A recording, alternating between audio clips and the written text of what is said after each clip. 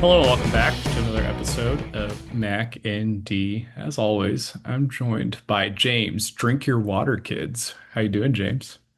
Well, that's an apt statement because one, it feels like it's flooding outside, and two, it has been hot as can be here in the loo. So water sippers unite. Truly, we just got dumped on by a ton of rain, pissing rain, as you called it earlier. I think that was an apt description. Truly, a lot of flash flooding happening here. But James, I've had a burning question on my mind, and I've been waiting for this exact moment to be able to bring it out. Let you weigh in on the conversation. So, have you seen the new Jurassic World Rebirth movie yet? I have not. I don't think I will until that bad boy is on Amazon or Netflix Yeah, or something like that. that's a bit of a rhetorical question. I knew, but we need to let the audience know, of course, right? So, in the movie, there's, of course, scientist guy, and then there's, of course, big bad business guy. And I'm not really spoiling anything with this, I promise. Also, I just realized you did a cutoff of your sphere shirt. Very nice, very nice. Good luck, good luck. So, in the movie, there's the business guy, and he's talking about how they can't just write off their $65 million per dinosaur line item, which makes me think that there's this big old Jurassic World company that's trying to do accounting for dinosaurs. So, James, what's the correct accounting treatment of dinosaurs for Jurassic World? Are they an R&D operating expense? Are they an asset? These are the questions that we need to ask. It's like this company's so worried about getting in trouble with, the world, but I think they really should draw the line at the SEC. What do you think? I mean, obviously, they're a fixed asset, depreciable over 65 million years, and should be treated as such. I don't disagree, but then there's also the argument of, hey, if the dinosaur dies and becomes a fossil fuel, does that mean we get to finally depreciate land? Ooh, now we're talking. These are the treatments. These are the things that run through our head on a daily basis. I mean, they opened up the can of worms in the movie. I couldn't focus on the rest of the movie. Everybody else is watching the dinosaurs run around, the mutants and everything like that. I'm just thinking about what is their accrual going to look like? Well, it's kind of like when you accountant and they start off with the scene of being like, I don't know if you can handle auditing this company. We've got seven different subsidiaries, five different locations, running two different payroll systems. And it's like, yeah, that's just a Wednesday. Yeah, that's just every accountant everywhere, unless you're literally just like in a QuickBooks sort of situation doing bare bones, just hey, APAR sort of work. They don't know what it takes. So just had to get that out there. James was just really curious your thoughts. But I'm also really curious about the NBA, what your thoughts are on the NBA finals that just transpired. I mean, I'm leaving it open-ended for you. You want to take NBA finals out of this? You want to do NBA draft? You want to do NBA free agency? A lot's been going on, and I think that's honestly just a damnation on the NBA itself. Like we had three different phases of the NBA happen seemingly over a 10-day span. It was kind of crazy. I don't entirely hate how they handle it, but the NBA does have a noticeable lack of milking their offseason content because it goes finals done, draft, free agency, all in one, 7 to 10 day time period. Um, Title, I think the better team won, but damn, were the Pacers close to just taking it away. The Halley injury was very unfortunate. But I mean, at the end of the day, I think that Thunder team was just one hell of a squad. Draft flag goes 101. Shocking absolutely nobody. Nico Harris is an absolute genius. Clearly knew that's what was going to happen with his 2% chance. What a G. Free agency, I didn't think there were a ton of moves. It's really the drops that were crazy, right? Dame getting cut. Was there one other big cut? I mean, I guess Not, like KD getting traded was big, but yeah. We're kind of waiting on the Bradley Beal getting cut. That seems to be the thought right now is that he's going to also end up getting a buyout, and then they would kind of have some dead money from there. But yeah, agree with you 100%. The NBA Finals, we saw the better team win. I think it really did show. Hey, first off, the youth that the Thunder have took them a while. They had to play with their food a little bit in order to finally win that title, and the Pacers experience really showed out. Super unfortunate. They've already ruled out Halliburton for next year with that Achilles tear, which is just brutal. Their GM came out and said was like, "Hey, if we could do it over again, we wouldn't have even played him in Game 7." But like, as a competitor, you can't get mad at the guy for wanting to play in a Game 7. That's like you probably. I mean, honestly, just looking at the odds, Halliburton will probably never get back to the NBA Finals, right? Like everybody thought that that Suns team was going to get back many a times, and look at them. You know, they're having to buy out Bradley Beal and they're trading away Kevin Durant, and it's like, does Devin Booker ever get back after everybody's saying that he was going to be a multi-time appearance in the NBA Finals? It's just not likely to happen, unfortunately. So, love the Nico Harrison call out. He was so funny during the NBA draft. He was like, "Yeah, guys, I mean, like this is you just have to have the vision, right? Like you just got to be able to be forward looking with everything, right?" And it's like, dude, come on, man. When you traded for Anthony Davis for Luca, like you didn't know you were going to get the first overall pick. That is truly a results over process type look. And it's like, dude, like I love it for you. I'm happy for you that it all ended up working out, and it seems like everybody is for the better, depending on what LeBron ends up doing here in the next few weeks. So it's like, dude, you can't be acting like that. Like, hindsight's 2020, and I knew all along. Like, no, you didn't, dude. It's so bad. It's so bad. If you're a Mavericks fan, like, and you kind of like de-own this team, like you disown this team, do you go back to the Mavericks, or are you just kind of done with them? I think you have to remain done with him because he's proven he can do just some dumbass things in the past. Like it's going to keep happening. It's almost similar. Like the Bulls are just have been a middling team and refuse to make any kind of big moves to help bolster their franchise. At some point, Bulls fans are going to slowly bleed out because it's like, look, you're doing the same thing repeatedly. Why would I stick around? I mean, you had the same kind of leadership there. I think the more exciting thing would have been if somehow they got the number one pick and kept Luca. This could have been the most hot white boy lineup we've ever seen, and we don't get that. The fans were robbed of what they wanted to see.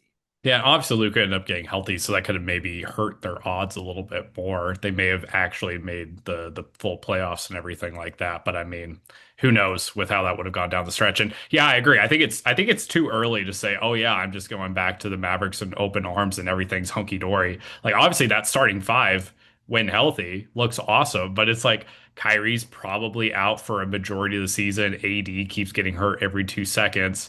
Is Cooper Flag just going to carry this team with Derek Lively, who also seems to be having some injury issues? I just don't really see it. So I give it a few months until everybody kind of returns on the Nico Harrison hate train because it's going to happen. And then yeah, I mean the NBA free agency was boring as heck. This is a product of the big old CBA that was signed recently, the big beautiful bill, if you will. And yeah, it was just brutal. Like usually this is like one of the most exciting days of the year. You have a Kevin Durant type move, or even like an Al Horford switch teams, you know. But this year the big one was Miles Turner, you know, being a bit of a Benedict Arnold and going to one of his in division rivals from the Pacers over to the Bucks. And even that was kind of dampened by the fact that like the Bucks are just kind of treading water, it seems, with stretching Damian Lillard, which is a wild choice, but also kind of understandable given he won't play again until 2026 at 35 years old. It's getting tougher and tougher to see what that Milwaukee future looks like, especially with Giannis's trade request currently in limbo. So very strange. The NBA is in a very weird spot, but it's a lot of like duos, which always makes for an exciting season in every single way. All right, James. The big NFL news that happened in the last couple of weeks is the Steelers Dolphins swap, which was very NBA like in terms of it being a player for player swap. What did you think of this trade? I think the Steelers came out on top. I mean, it was definitely close because I kind of went over. It's like I probably rather have Ramsey because even as Ramsey slows, he can turn into a safety if need be. Like Minka's not about to turn into a corner. So that alone, I like being on that side. And then Johnu just seemed like a throwaway in here. And it's like Johnu was what tight end 2 or 3 last year. Right? Mhm. Like Johnu can ball out when used correctly. And he's coming back with Arthur Smith, who for all of his weaknesses, knows how to use Johnny Smith correctly. Yeah, I think that ultimately, as more as I've thought about it and everything, I immediately was like, oh yeah, I mean, you get two players for one. That's an automatic win. But I think I'm a little bit more on the Dolphins side of things. Mika's younger. He has familiarity with the Miami Dolphins. And ultimately, Jalen Ramsey is going to likely switch over to safety at some point, which knocks out that positional value gain that you would be getting from a corner. And then from a tight end perspective, yeah, I mean that offense more than anyone knows how to utilize a tight end. Pat Fryermuth has been there for a few years now doing his thing.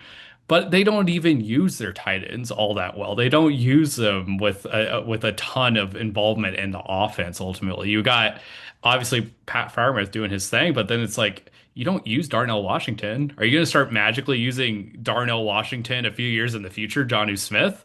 Like I just feel like they're going to underutilize him, and Aaron Rodgers is just not going to get the ball to Jonnu as much as he realistically should, or at least not in the spots in space that he needs it.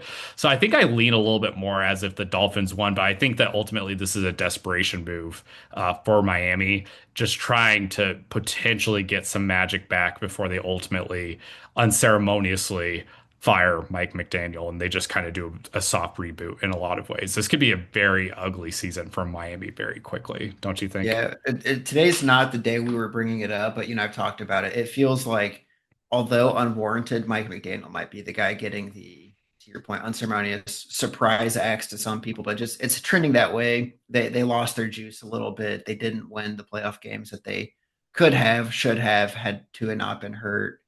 Um, Things are trending in the wrong direction in today's NFL. When that's the case, coaches get fired sooner rather than later.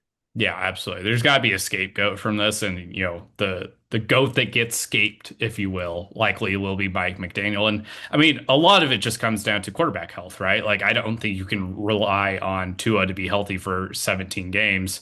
Yet Miami's going to try and do it anyway, and it's like that's definitely one of the choices of all time. And so, yeah, I just feel like in that loaded division, it's seemingly getting there. It feels like in a lot of ways, the Bills are kind of turning into the Chiefs of the late 2010s and early 2020s, where it's just like you can just write in the Bills to win the division every single year, and the Patriots are getting better, which we'll get into later. The Jets might be functional as a franchise potentially. We'll see. And then, yeah, I mean, is there even room for a Miami to have some room to succeed? And I would argue not. So it's gonna get tougher before it gets better because they're a very old team too. And then having some surprise retirements like Terran Armstead doesn't help things either. So I worry for this team. I worry for them very, very strongly. Okay, James, we have a fun superlative that we're doing today. You and I have a favorite meme. Do you want to describe what the meme is for all of our viewers? So I measure time. I've compressed and condensed time. I've bent it. My day is 6 a.m. to noon, and I'm not crazy. You're crazy for thinking it takes 24 hours, just like some dude in a cave did 300 years ago. My second day starts at noon and goes till 6 p.m. That's day 2. And then the next day is 6 p.m. to midnight. What I've done now is I have changed and manipulated time. I now get 21 days a week. Stack that up over a month, I'm going to kick your butt. Stack it up over a year, you're toast. Stack it up over 5 years, my entire life is different than it would have been otherwise. This guy who is just basically reinventing scheduling in front of our eyes, but calling it days. If you don't know, look it up. It's basically my day starts 6 a.m. to noon. I'm trying to think if there's a better way to say it, but I'm not crazy. You're crazy. It's quotable. It's so quotable. It's beautiful. It's incredibly cool. You just got to watch it. It's more of an experience, kind of cinematic in a lot of ways. It is truly, you described it well. He is one of the hustle bros of all time. And you described it well, where he's basically just trying to show, hey, I work from 6 a.m. to midnight every day, and that's 3 days. And whenever I do that, I'm able to be more efficient and stack in a lot more stuff than the average person. It's like, dude, no, that's just a normal work day. Like, that's If just what if people you do every day. search if you search on YouTube, my first day is 6 to 12. You will get the first 3 shorts that come up. It's this guy. The So music is fantastic. It's just like kind of like slightly upbeat, inspirational music. And as you described it, there is a podcast who's just sitting there, just like nodding his head as if the dude is like actually onto something, but bro is truly onto nothing. So it is a fantastic video. The top comment underneath it was hilarious. It said, "This guy thinks that if you cut pizza into half, then you think he has two pieces," and it's like that's just perfect all the way around. So we are doing off-season superlatives today based off of that video quarterback edition. So we're going to run through these. I'll say what the superlative is and then a quick description. We'll talk about what player, which quarterback fits each superlative, starting with the I'm Not Crazy, You're Crazy award for our most underrated quarterback. Who you got? I kind of wanted to lean towards Drake May. I think he's not getting a ton of offseason love. The team's better, but he is at least in the top 15. We did just talk about him, but a guy that's getting drafted under Trevor Lawrence, under JJ McCarthy, Tua Tagovailoa, that defense got worse, in my opinion.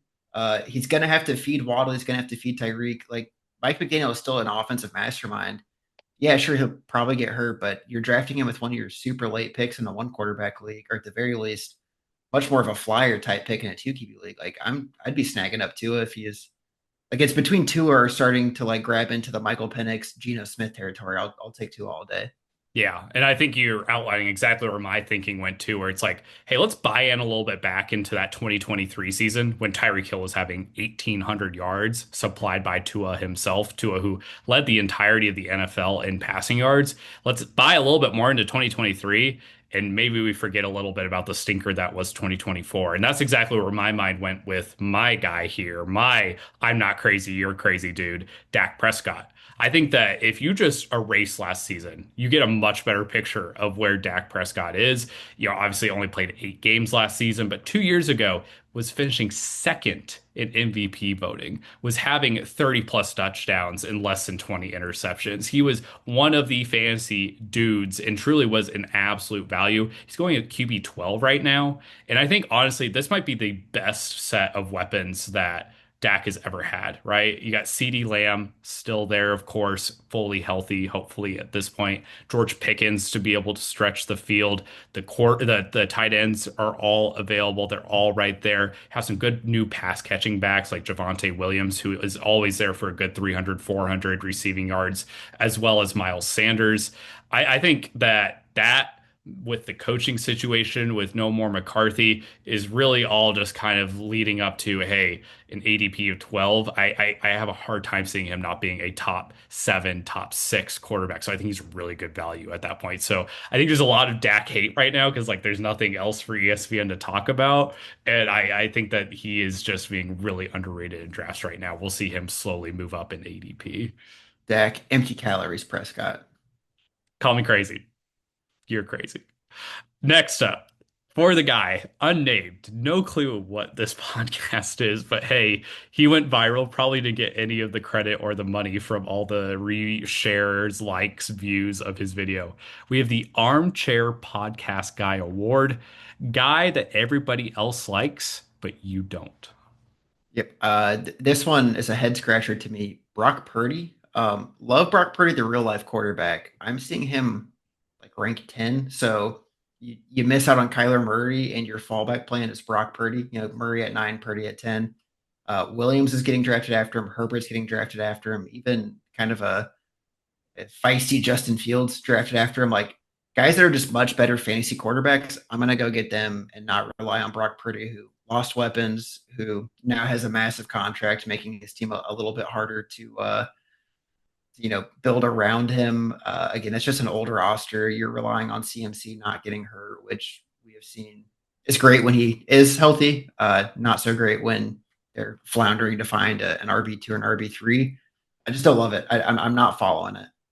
Yeah, no, I'm so glad that you wrote down Brock Purdy for this because I think you have to talk about him whenever you're looking at fantasy QBs. There's so many factors that just immediately knock him down. You've already touched on a lot of them. First off, no more weapons to the level that you previously had. No more Debo, And it's like, are you really relying on George Kittle to still be awesome late into his 30s? Are you still relying on Christian McCaffrey to still be that crazy receiving back into his 30s? That seems like a tall order. People are already kind of chalking up Ricky Pearsall to have a huge sophomore leap. I'm not really seeing that. I don't know where that's coming from. I think there's a very good chance Jawan Jennings ultimately repeats, but then like is Brandon Ayuk healthy?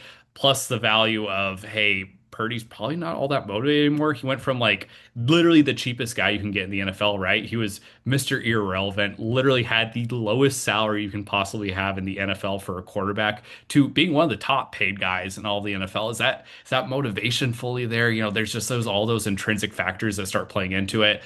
And it's like I just don't know how this is going to work out. Like maybe if you're really into Tariq Owens, Terrell Owens' son, hey, now he's on the Niners, like then maybe you could start getting me hyped up. Former Missouri State Bear shout out. But I just don't really see it with this year's version of Brock Purdy, especially at the ADPs at. I saw a thing today from Part of My Take, what is it? The Barstool bullshit podcast that they have. They ranked Purdy in the top 10 quarterbacks as one of the great QBs, and I have a hard time seeing it for this season. I mean, yeah, you did half my job for me. Who's your guy? Oh yeah, no, truly, sorry, forgot. My guy, it's no hate. I mean, no shade, but it's Patrick Mahomes for fantasy, right? Like every year we have this little swing, this little weird jump that we see in Patrick Mahomes' ADP. He's going currently as a top five QB in terms of ADP. And he just never performs. I mean, the last 2, 3 years, he's been outside the top 10, QB 11, QB 12. And honestly, I think this is more of an indictment, not trying to defend him, but I mean, it's more of an indictment on his receiving weapons, which you could argue are better this year. They're getting more mature, they're getting, they're having more experience. But also, I think it's mainly on the coaching staff, right? You got Matt Nagy back there just being awful for fantasy production, just like he always is. And this is a trend now. I mean, if you want to say it was 1 year, whatever, but like it's been a long time since we've seen Patrick Mahomes QB1 level, and I think we're just kind of past the Patrick Mahomes going for 5,000 yards. Maybe we'll see a resurgence. Tom Brady kind of had that in his career where, there's a couple years where he's a bit more game managery and then popped it back up once they had really awesome weapons. And maybe we're trending that way with Mahomes, but I just don't see it for 2025 quite yet. Yeah, I have him later, so I'll save my comments for then. Fair enough. Next up, we have the Snap Award. So in the video, you have the coked out guy just snapping, just like just snapping his fingers, just being like, "Oh yeah, I just said something really profound." So this is the Snap Award, aka an aha guy, a guy that you've come around on. Yeah, I mean, I was pretty harsh on him last year. I didn't quite see it. You're not even high on this guy at all, but Bo Nix, I think, I mean, just proved back half of last season that he's an absolute dog. Throws and just a beautiful ball. I see him as kind of a higher upside Justin Herbert, just based on having Sean Payton as his coach versus Harbaugh. The dude can play. Period. You're going to harp on him, but to me, it's like after watching last season, seeing Bo Nix play, it's like, yeah, he's clearly the real deal. Yeah, I'll save my criticisms of Bo Nix. I mean, he's the hardest guy probably to rate, right? Across all of fantasy right now. He's going as QB7 right now, which is just really high. But I'll get into my comments on our next award. My snap guy, my aha guy, if you will, is Jane Daniels. I was really critical on Jane Daniels going into last season, especially for fantasy purposes. I thought there's a very good chance that on a per game level, he would be awesome and then kind of suck whenever he came to the full season availability. He played a ton of games. He was super available, was awesome in that offense. And this season, he has even better of weapons, assuming Terry McLaurin's contract situation gets figured out and he doesn't get traded or dropped. You got Debo coming in there. The running backs are awesome for fantasy production. B Rob and Austin Eckey. I like him. I mean, I have never had anything against Jane Daniels. I just thought he was a pretty unremarkable Heisman. I thought he was a pretty unremarkable draft prospect, and therefore I was fading him going into last year. But really come around, and I honestly, just like we talked about today, whenever we were talking about Russell Wilson in person, it's like that rushing ability, man. Like that is just such a nice thing to have as a floor, and that's where Mahomes struggles, right? Like Mahomes does not get you 500, 600, 700 rushing yards, and Jane Daniels does. And that puts on such a nice floor in today's fantasy realm. Because if a guy is a truly pocket QB, you can almost get any of those, right? You can get Dak Prescott in the 90s and the 100s. If you're getting a guy in the top 50, like a Jane Daniels, he has to be able to run in my mind. And that's where Jane Daniels' value really comes in. So I've really come around on him. Next up, the best one. Dude in a cave from 300 years ago. Probably the best comment in the entire video amongst all the great comments. Basically, in the video, he's trying to describe cavemen who just weren't doing anything, being really lazy, having very backward thinking. And so he describes cavemen from 300 years ago, which I'm not great at math, James, but 2025 minus 300, like 1725. Yeah, I don't think they were in caves back then. I think they had homes. I think they had houses. Call me I crazy.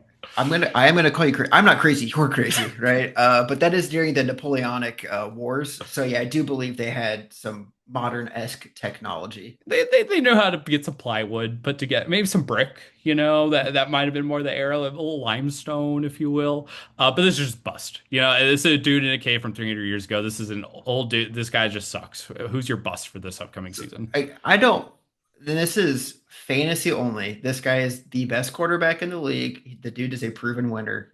Mahomes is not a quarterback I want to be drafting at ADP. If he falls below Trevor Lawrence, sure, I'll snag him. But like as you said, as long as Nagy's around, as long as Kelsey is still looking fat as hell in every picture that comes out, hanging out with Taylor Swift, I just don't trust him to outperform. He makes big plays, but big plays don't give you big plays isn't clutch plays, don't give you more fantasy points, right? Stats give you fantasy points, and he doesn't have a Tyreek anymore. We're relying on Rasheed being 100%, which he probably will be, but we still, I mean, even with Rasheed, he wasn't just balling out. It's just Rasheed was getting 15 catches a game and was looking awesome for those, first 2 weeks. I just don't see the path, right? Their running game didn't get better. Their catchers didn't inherently get better. There's just going to be a lot of emotional, I guess, fallout after not completing the three-peat. I just see this Chiefs team really struggling this year. I mean, that whole division's gunning for them, and they just failed to do the thing that they've been working their asses off to do for 3 years. I mean, like truly grinding, doing nothing else but living, breathing football. We've seen it with so many teams. You kind of fall back to reality a bit after that emotional velocity. And they make no bones about it. They got their ass blown out by 40 points in that Super Bowl. That was not a close game by any stretch of the imagination. Yeah, I think what you're getting at, and it's so true, is like there's just a lot of what ifs, right? Like you need Hollywood Brown to pop off. You need Rashi Rice to not be in trouble and stay healthy, which are both things that he's struggled with recently. You need Travis Kelce to turn back the clock, which it sounds like he's lost some weight this offseason, truly in his skinny era, if you will. And you need the offensive line to be better than it has been recently. And that has always been a year over year struggle for the Kansas City Chiefs. Plus, exactly like you're saying, they've been very comfortable to be a grinded out team. And I'm like, that's just not great for fantasy production all the way around. So I struggle to see it with Mahomes for this upcoming year from a fantasy perspective as well.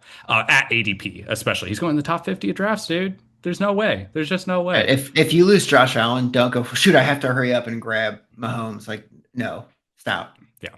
And I feel the same way about Bo Nix, who is my caveman, if you will. I want to like Bo Nix, right? He was a 25-year-old rookie last year. He did ball out, don't get me wrong. I just think he's due for a pretty decent size sophomore slump, kind of like CJ Stroud last year in a lot of ways.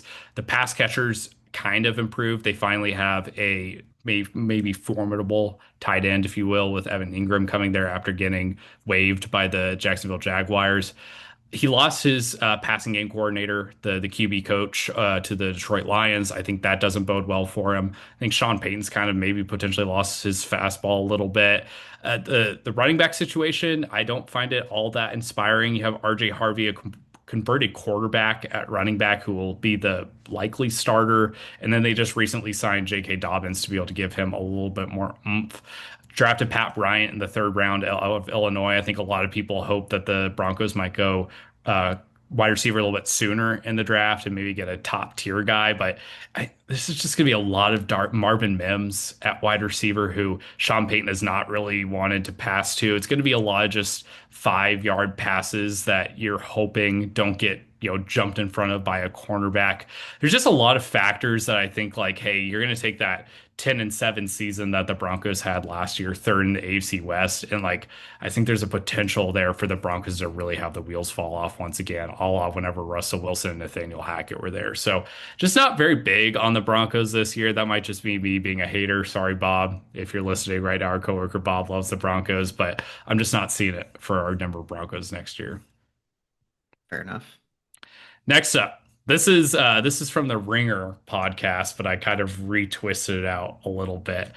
This is the 6 p.m. to midnight Horny Bonk Award. So this is a guy that you really like. It's 6 p.m. to midnight. It's those late hours. You're just really feeling kind of lonely. But this is a guy that you really like at that time, but honestly, you probably shouldn't. Like if it was like a normal time of day, if it was day two or day one, if you will, of your day, you probably wouldn't like them as much. So who is your guy that is your 6 p.m. to midnight horny bonk? Yeah, I have been talking myself into this as a QB2 later draft, thinking, okay, what if I get stuck with bad draft picks in my two QB leagues where I'm kind of on the back half, and instead of trying to reach for quarterback, I go just stud receiver, stud running back, rinse, repeat. I This is just a testament to Cock and nothing else. Kevin O'Connell himself. I believe in JJ McCarthy just because of his weapons. It's one of those ones. It's like I shouldn't. I probably shouldn't.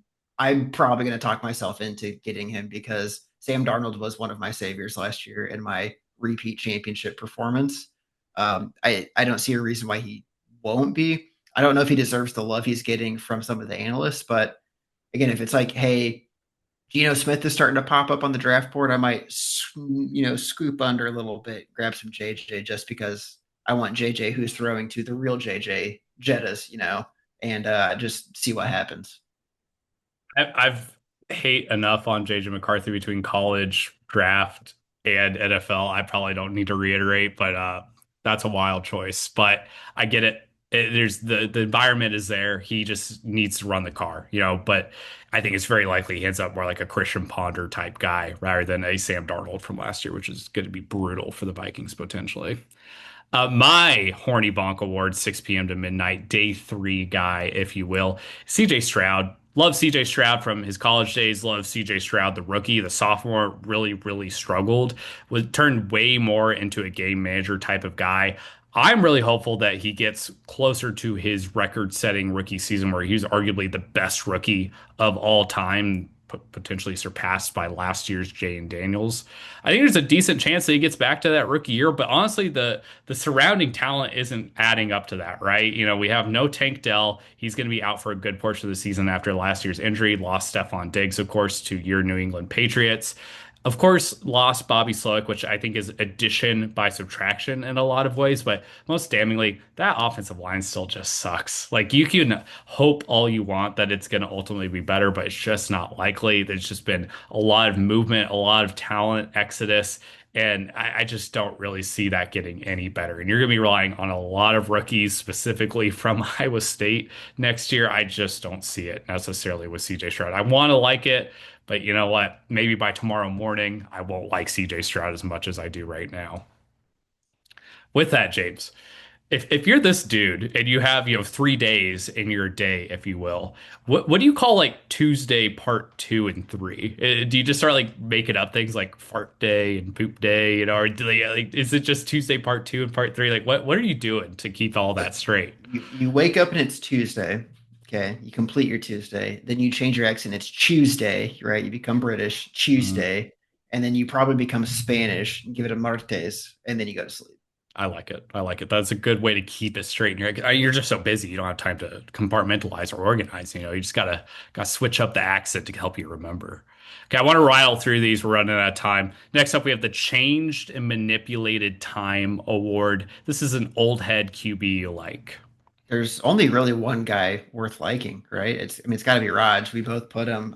I don't trust Russ to be starting by the end of week four, if even to start the season. I don't trust Kirk to really go anywhere. Like we're kind of running out of old quarterbacks. It's sad, a little sad. If anything, call Gino an old head at this point and put him in here. But I'm going with Rodgers for this one. Yeah, it's a bit of an exodus of a lot of the guys we grew up with. And yeah, I also have Rodgers as my guy here. I think the Steelers are going to be better than a lot of people expect.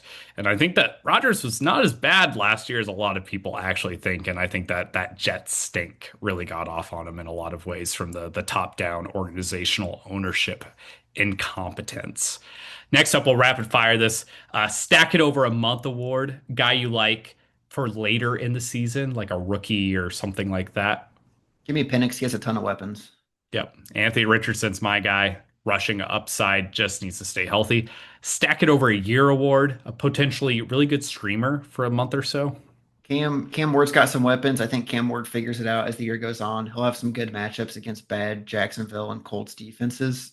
At times, he's worth putting on their whole roster. Absolutely. And, I mean, if we get a few more just a random 3 touchdown games for some of his receivers, I think it's totally in the realm of possibility. I have Cam Ward here as well. Stack it over 5 years. This is the guy that you are drafting. Yeah, the rookie from last year, everyone's losing their mind over is Jaden Daniels. We've got the other two. Drake May. His team got better around him. He showed a ton of rushing upside to your point, which is huge. His offensive line got better. Like every piece around him, coaching staff, everything got better, and he proved he was a startable fantasy asset with the abysmal show that was the 2024 New England Patriots. So I'm going to Drake May. I love it. Yeah, and honestly, that's kind of a guy I keep forgetting in drafts too, is Drake May. It's like, yeah, he's right there with the rushing upside and better weapon. And it's just like all the things are stacking up for a great Drake May sophomore year. And I also think my guys also set up for a great sophomore year. These are also great, both dynasties type picks or redraft. Doesn't really matter the format. I have Caleb Williams here. I think that, hey, post Shane Waldron, hey, Caleb Williams actually wants to be here. He actually has an offensive coordinator that's going to like walk him through film now. Has an awesome situation with the offensive line, arguably being one of the best in football now compared to last year with one of the worst in football. The offensive pass catchers got better, even without Keenan Allen realistically going back there, who remains unsigned. I think everything's stacking up for a great sophomore season from both of these dudes. These are two of the guys that did okay in their rookie years, but like I think they take a step forward, whereas some of the other awesome freshman guys take maybe a step back. Yeah. So you're toast, James. That's all there is to be said after this. You're toast. You stack it over 5 years, you're toast. So Yep. Exactly. happy for you, man. Sorry, just better than you. Listener question, and I thought this was an interesting one. Going into 2025, just for 2025, how many teams are you taking over or how many teams are you taking the Patriots over in 2025? I think we have a very reasonable path to an 8 or 9 win type team, maybe squeak into 10 just because of the coaching upside. So to me, that's like about half of them. I just see this team performing a lot better. Coaching lets you win some games you shouldn't. Youth makes you lose some games you shouldn't. But I think it ends up kind of washing out. We'll end up drafting like 15th or 16th overall by end of the year. That's interesting. So like you're better than the Saints, right? Yes. You're better than the Browns. Yep. Just writing this down because I'm just curious. Yep. Are you better than the Jets next year? Yes. I would lean that direction as well. Yeah. What about some of like the other teams in the AFC South? Like, are you better than the Panthers? Bryce Young, year 3. I think we're better than the Panthers for sure. Okay. I think some people would say that's a little bit spicier. What about the Titans? Like another similar young team. Yeah. I mean, they picked number 1 overall for a reason. I think we're better than the Titans. I like our coaching staff better than the Titans. That's fair. That's fair. Are you better than the Jaguars with like T-Law and like a do or die mode sort of thing? Probably. I think when it's all said, I think that Jags team's going to have to blow it up after this year. What about Raiders? That one's interesting. I mean, their division's stronger than ours, which I think is going to give us a boost, but probably on par with the Raiders, if not a little bit better, just because of offensive line. Yeah, I'd say that's a bit of a push. Giants? Oh, we're better than the Giants. You think so? Even with The that Giants, defense? the Giants need to prove it. I don't believe in that team. Cardinals? That one's I probably edge the Cardinals. Yeah, I think that's kind of where you stop. And like, as much as I also want to say, hey, 8 win season, 9 win season, I don't know, man. It might be more. It's somewhere between 6 and 10. I just don't know where exactly it's going to lie, and I hope Are, it's on the 10 side for are, your are sake. these teams we're playing this year? Is that what you're kind of rolling through? No, I'm just thinking of teams that are Okay. worse than the Patriots. Trying to answer the Because like question. honestly, I bet the Dolphins end up being a split series. You know what I mean? Like there's games like that, right? I mean, who knows? Who knows? I'm just kind of like thinking off the cuff. Yeah, absolutely. I mean, I don't see a loss on the schedule, man. I see 17 and Never, 0. never lost. Yeah. Hey, 20, if you want to throw in the preseason. Like, I don't think it's impossible, dude. All righty, man. Any last second thoughts? No, I think this was a good one. Yeah, well, Hey, thanks for joining us. This is only one day of the three. Go enjoy your other two today on this fine Tuesday. Yeah, Bye, absolutely. You have a everybody. good one. See you.